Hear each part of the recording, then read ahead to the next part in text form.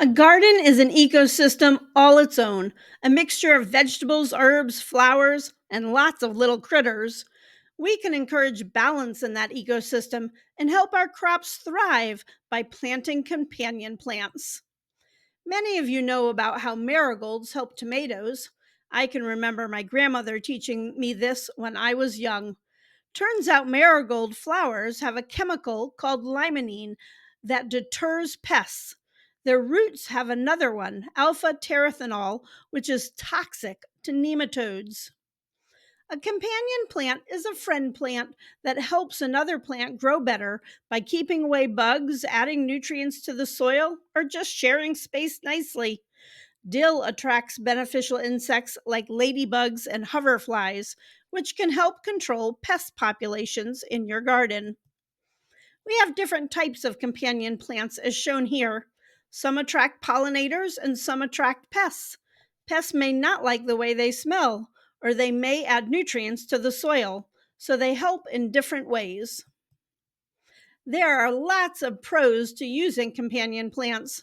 First, we are creating an organic and natural ecosystem. We increase our biodiversity and attract diverse wildlife like pollinators, birds, and beneficial insects.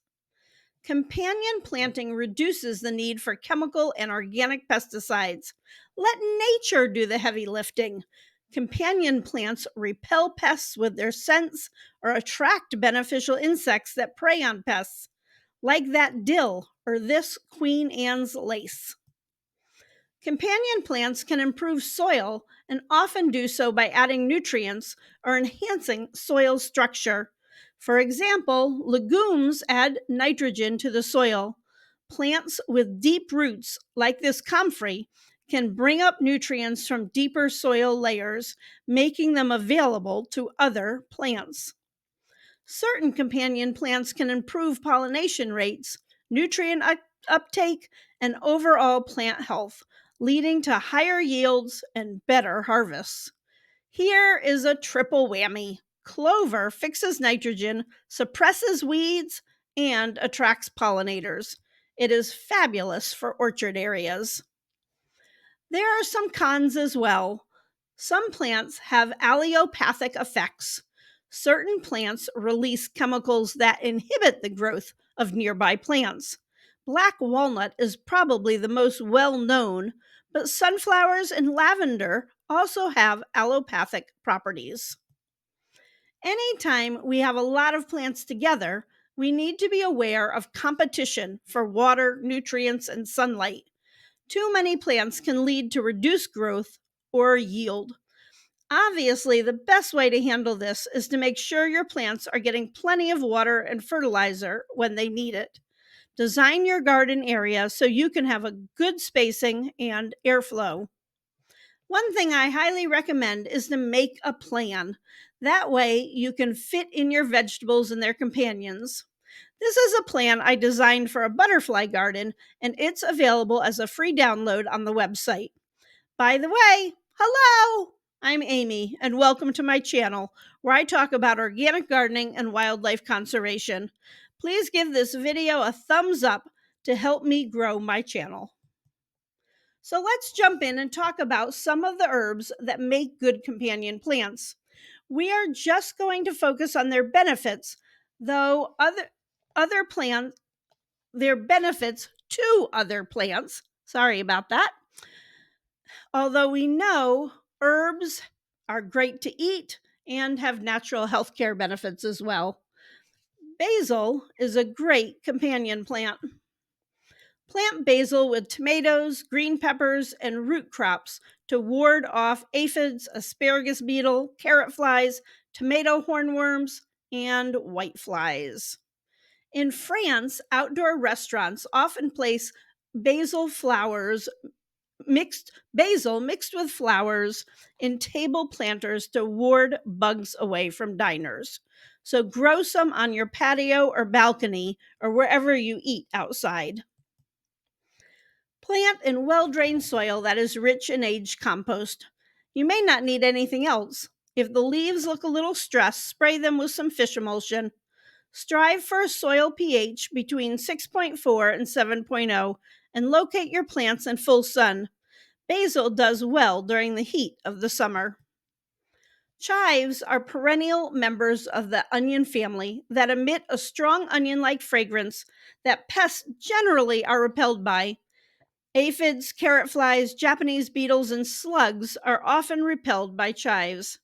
Chives can be companions to a wide variety of herbs and vegetables. They often do well alongside tomatoes, carrots, lettuce, and peppers. Chives are also great pollination plants when you let them form flowers. The flowers taste great too and look fun in salad, so ask the bees politely if they will share with you. Chives are relatively low growing and don't take up much space, making them ideal for planting in between other plants to maximize garden space. Soil temperature should be between 60 and 70 degrees Fahrenheit or 15 and 21 degrees Celsius. Dill is a fabulous herb that is beneficial to cabbage, cucumbers, and lettuce. It attracts predatory insects that control pests like aphids and caterpillars. Dill is also best when direct sown in the garden. You can transplant it, but may wilt from transplant shock. Sow seeds about a fourth of an inch deep, 4 inches apart, in rows at least 3 feet apart. You can easily thin them if needed. Dill is an annual but will reseed itself, so you may want to let some of the seeds fall on the ground. If you see this caterpillar, don't kill it. This is a baby black swallowtail butterfly. The dill plant is a host for these caterpillars. Lavender enhances the growth of most plants, especially roses and herbs. Lavender can be tricky to grow, but I have a growing guide video on them that you can check out in the description. Lavender repels mosquitoes, moths, and fleas, which makes it a great companion plant for humans and pests. You definitely want to start lavender seeds indoors as they can be a bit temperamental. They are very slow to germinate, sometimes taking a month before you will see your young plants emerge. So be patient. They need a warm germination temperature of about 70 degrees Fahrenheit and need light, so just press the seeds into the soil and barely cover. Lavender attracts pollinators and is great for your honeybees. Lavender has a lot of nectar, which the bees make into a sweet, light flavored honey. I think everyone is familiar with mint. It deters aphids, ants, carrot flies, and rodents. It is compatible with cabbage, tomatoes, and peppers. Mint flowers are an important source of nectar and pollen for bees and butterflies.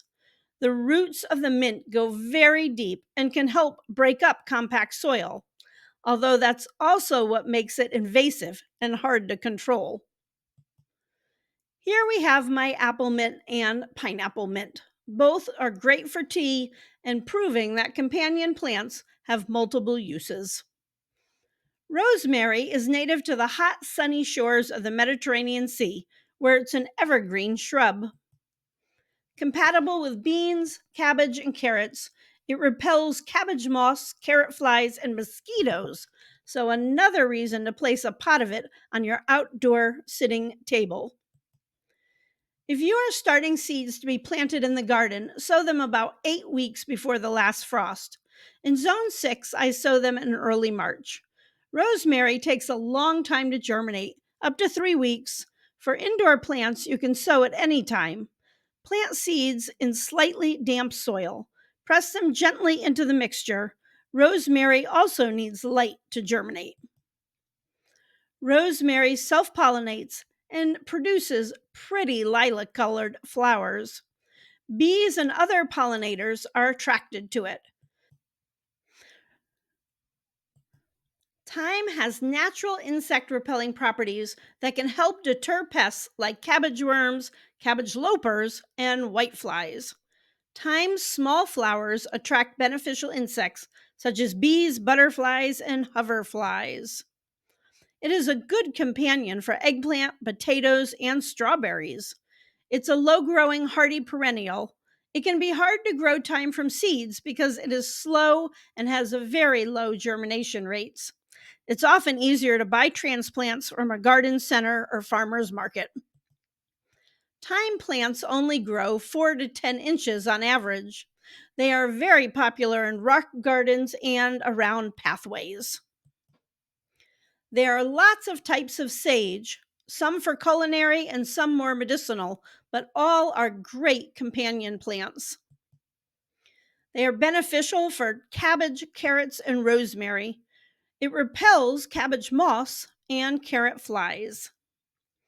So here is an interesting picture. That's a cabbage moth on a sage flower. So if we want the plant to be more of a deterrent, we should cut off the flower stems and just grow leaves, which have an odor that repels the cabbage moth.